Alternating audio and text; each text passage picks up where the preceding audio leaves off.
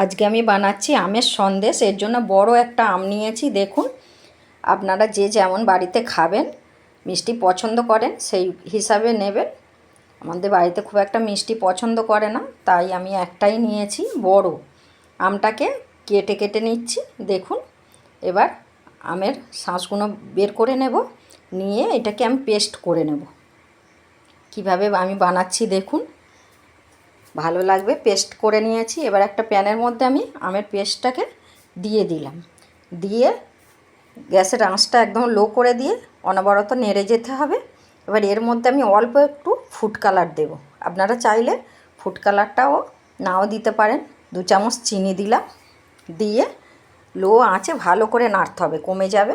এবার এইটা আমি একদম ঘন হয়ে গেলে ঢেলে রাখবো। অল্প একটু সামান্য ঘি দিয়ে আমি এর মধ্যে দুধ দিলাম, লিকুইড দুধ দিয়ে।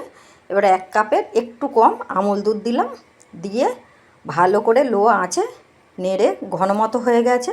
দেখুন কতটা ঘন হয়ে গেছে। এবার এর মধ্যে আমের পাল্পটাকে যেটা নেড়ে রেখেছিলাম দিয়ে দিলাম, দিয়ে একসঙ্গে মিশিয়ে নেব। ভালো করে সব সময় খুন্তিটাকে চালিয়ে যেতে হবে যাতে তলায় না ধরে যায়। এইভাবে আপনারা বানাবেন, দারুণ খেতে হবে। চিট হয়ে গেলে এবার এর মধ্যে আমি 8-10টা কাজু থেতো করে এর মধ্যে আমি দিয়ে দেব। দেখুন কতটা ঘন হয়ে গেছে, চিট মতো হয়ে গেছে, একদম এক জায়গায় জমাট বেঁধে যাচ্ছে। ভয় পাবেন না যে জড়িয়ে যাচ্ছে। এবার একটা প্লেটের মধ্যে আমি একটু অল্প হালকা হাতে ঘি দিলাম, রেখে দিলাম মাখিয়ে।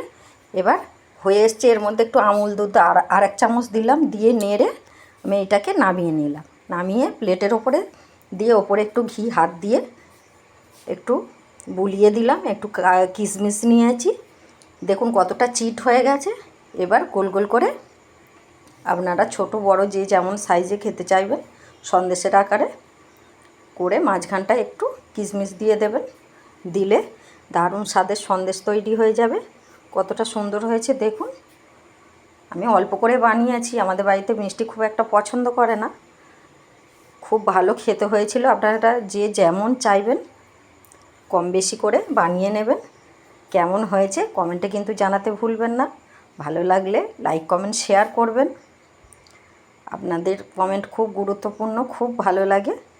দেখুন কতটা সুন্দর হয়েছে। আমেরও যে এত সুন্দর সন্দেশ হয়, আপনারা বানিয়ে একবার খাবেন, কেমন হয়েছে জানাবেন।